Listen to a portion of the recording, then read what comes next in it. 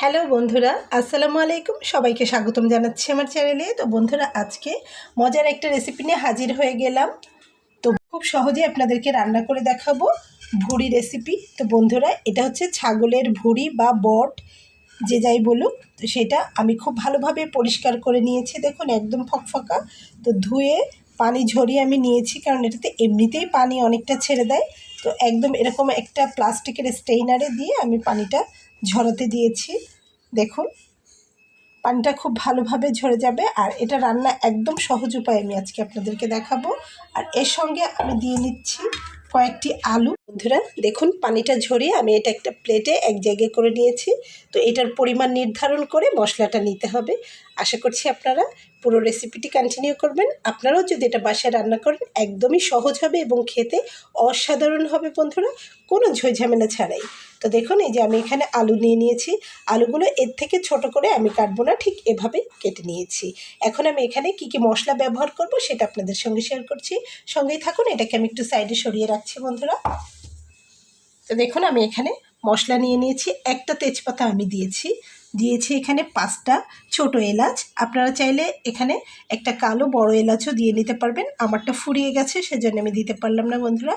এখানে আমি নিয়েছি দারচিনি, নিয়েছি লবঙ্গ, আর এখানে নিয়েছি গোলমরিচ। তো গোলমরিচ আমার কাছে কালোটা নেই, সাদাটা রয়েছে, তো সেটাই দিয়ে নিয়েছি। একটা তেজপাতা আমি দিয়েছি। আর এখানে দেখুন জয়ফল আর জয়ত্রী আমি এখানে পরিমাণ মতো, ঠিক এর থেকে বেশি কিন্তু লাগবে না, সেজন্যই পরিমাণের কথাটা বললাম। এতটুকুই আমি আদা রসুন জিরা যে পেস্ট করব সেটার সঙ্গে দিয়ে পেস্ট করে নেব। আর বাকি মশলাগুলো সবই গোটা থাকবে বন্ধুরা। আর জিরার পরিমাণটা নিতে হবে 2 চা চামচ পরিমাণ। দেখুন আমি এখানে জিরার পরিমাণটা নিয়ে নিয়েছি। আর আমি এখানে বেশ কিছুটা পেঁয়াজ কুচি করে নেব, এই যে এর থেকে আর লাগবে না। তো সম্পূর্ণ ভিডিওটা কন্টিনিউ করুন, আশা করছি আপনাদের ভালো লাগবে বন্ধুরা। চুলাতে আমি একটা কড়াই দিয়ে নিয়েছি, আর কড়াইটা গরম হয়ে গেছে। তাতে আমি এখন দিয়ে নিচ্ছি সরিষার তেল পরিমাণ মতো। তো বন্ধুরা, কড়াইটাতে আমি একটা টক রেসিপি রান্না করেছিলাম, যার জন্য কড়াইটা এরকম সাদা সাদা ফোটা ফোটা হয়ে আছে, এটা মেজে নিলেও যাচ্ছে না। তো এখন এই তেলে আমি এখানে দেখুন গরম মশলাগুলো দিয়ে নিচ্ছি। প্রথমে এলাচটা দিলাম, দারচিনি দিয়ে নিচ্ছি, লবঙ্গ, গোলমরিচ, তারপরে আমি তেজপাতাটা দিয়ে নিলাম। বন্ধুরা, মশলাটা একটু নেড়ে চেড়ে নিয়ে আমি ভেতরে পেঁয়াজগুলো দিয়ে নিচ্ছি। দেখুন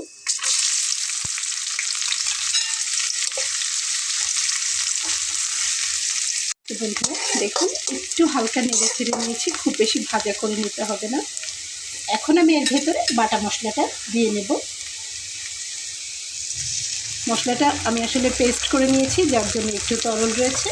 আর এখানে আমি সব কিছু দিয়ে নিয়েছি, জিরা, ধনে, আদা, রসুন, জয়ফল, জয়ত্রী। আপনারা চাইলে কিন্তু এখানে গুঁড়া মশলাটাও দিয়ে নিতে পারেন, কিন্তু আমি কিছু বেটে দিয়েছি। আর আমি আগেও বলেছি মশলার পরিমাণটা কিন্তু আমার বটের উপর নির্ভর করছে, যতটা বট আমি এখানে দিব সেটার উপর। তো বন্ধুরা, এই পর্যায়ে এসে মশলার অ্যারোমাটা এত সুন্দর বেরিয়েছে যে আপনাদেরকে কি বলবো। মোবাইলের ভেতরে যদি গন্ধটা পাওয়া যেত তাহলে নিশ্চয়ই আপনারা সেটা ফিল করতে পারতেন। তো আমি এখানে দেখুন এখন লবণটা দিয়ে নিচ্ছি,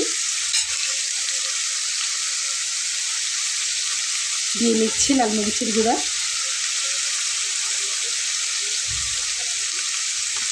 তারপরে আমি এখানে দিয়ে নিচ্ছি হলুদের গুঁড়া পরিমাণ মতো। খুব ভালোভাবে কষিয়ে নেব।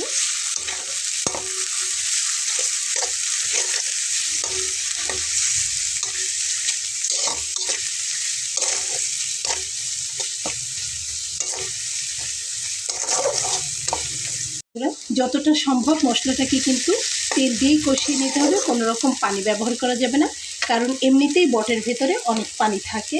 তো দেখুন আমি এখানে দিয়ে নিচ্ছি এখন ভুড়িটা।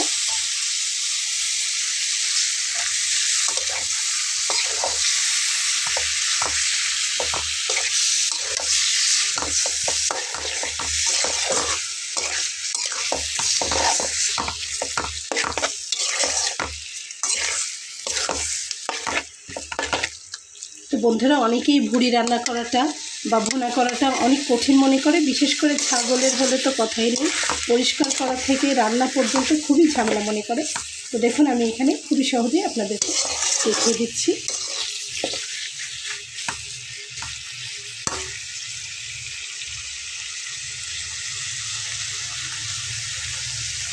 খুব ভালো করে কষিয়ে নিলে পানি ছেড়ে দেবে। চুলার আঁচটাকে কিন্তু আমি মিডিয়ামে করে রেখেছি। তো বন্ধুরা দেখুন কালারটা কি সুন্দর আসছে। তো এর ভিতর থেকে যথেষ্ট পরিমাণে পানি বেরিয়েছে। এই পানিটা একদম কষিয়ে নিতে হবে।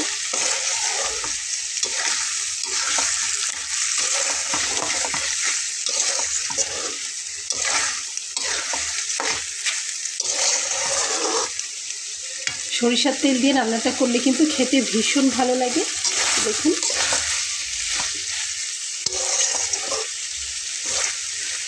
খুবই সুন্দর কালার এসছে। তো যতক্ষণ পর্যন্ত এই ভুঁড়ির ভেতর থেকে পানি বের হবে ততক্ষণ পর্যন্ত আমি খুব ভালোভাবে কষিয়ে নেব। তবে ঢাকনাটা দিয়ে কষিয়ে নেব, তাহলে সিদ্ধটা ভালো হবে।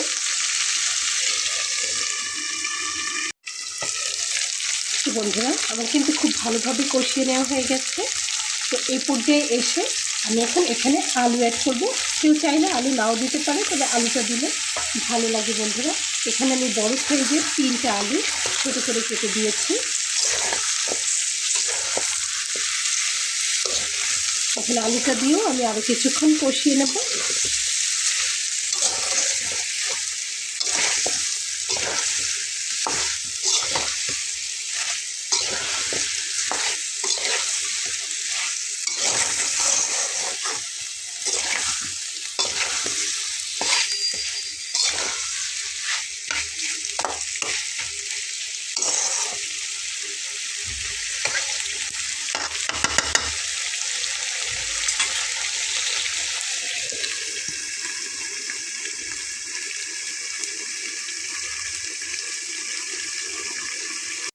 তো বন্ধুরা দেখুন আলুটা দিয়েও কিন্তু আমি খুব ভালোভাবে ঢাকনা দিয়ে ঢেকে কষিয়ে নিয়েছি।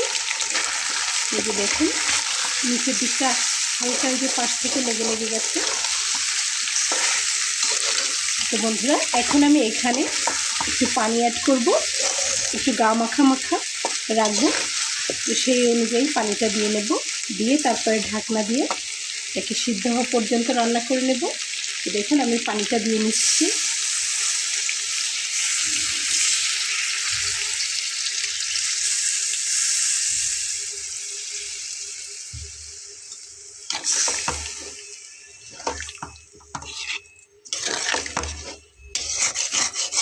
আর পাশ থেকে একদম সুন্দর করে এরকম কেকে দিয়ে নিতে হবে।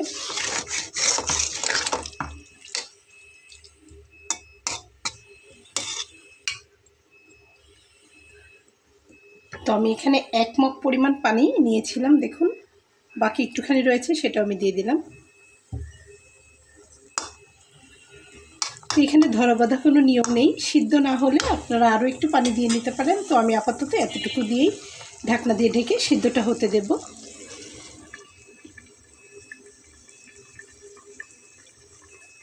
তো বন্ধুরা আমার রান্নাটা কিন্তু একদমই কমপ্লিট হয়ে গেছে। আমি এতটুকু ঝোল রাখবো। দেখুন আপনাদেরকে আমি একটু নেড়ে দেখিয়ে দিচ্ছি রান্নাটা কেমন হয়েছে, আর আমি দেখিয়ে দিচ্ছি আলুগুলো কেমন সিদ্ধ হয়েছে, তাহলে আপনারা বুঝবেন। দেখুন এই যে আলু একদম সিদ্ধ হয়ে গেছে আর ভুঁড়িটাও সিদ্ধ হয়ে গেছে। তো বন্ধুরা এই পর্যায়ে এসে এখানে আমি কাঁচামরিচ দিয়ে নিচ্ছি 4টা, আর উপর থেকে একটু ভাজা জিরার মশলা দিয়ে আমি এটাকে নামিয়ে ফেলবো।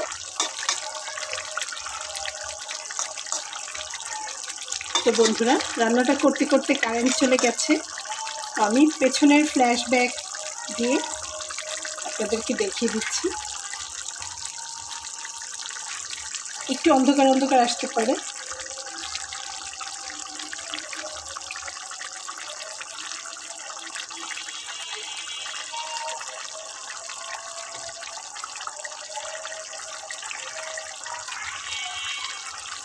তো বন্ধুরা আপনারা চাইলে কিন্তু এখানে কাঁচামরিচের সঙ্গেই কিছু রসুনের কোয়াও দিয়ে নিতে পারেন। আর অবশ্যই লবণটা তো চেখে দেখবেন। আমি লবণটা চেখে দেখেছি, আমার একদম পারফেক্ট হয়েছে।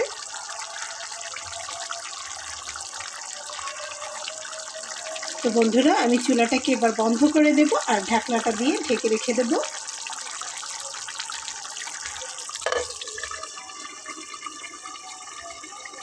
বন্ধুরা দেখুন, এটা হচ্ছে আমার ফাইনাল লুক। রান্নাটা একদম কমপ্লিট হয়ে গেছে। আর ওদিকে আমার ছোট ছেলে গিটার বাজাচ্ছে, সেই আওয়াজ হয়তো আপনারা ভিডিওর ভিতরে পাচ্ছেন বন্ধুরা, কিছুতেই থামছে না। তো দেখুন, তো আশা করছি বন্ধুরা রেসিপিটা আপনাদের ভালো লেগেছে। রেসিপিটা যদি ভালো লেগে থাকে তাহলে আমার এই ছোটো চ্যানেলটিকে সাবস্ক্রাইব করে সঙ্গে থেকে যাবেন। আমার ছেলের গিটার বাজানোটা আমি আপনাদেরকে সামান্য একটু দেখাবো বন্ধুরা।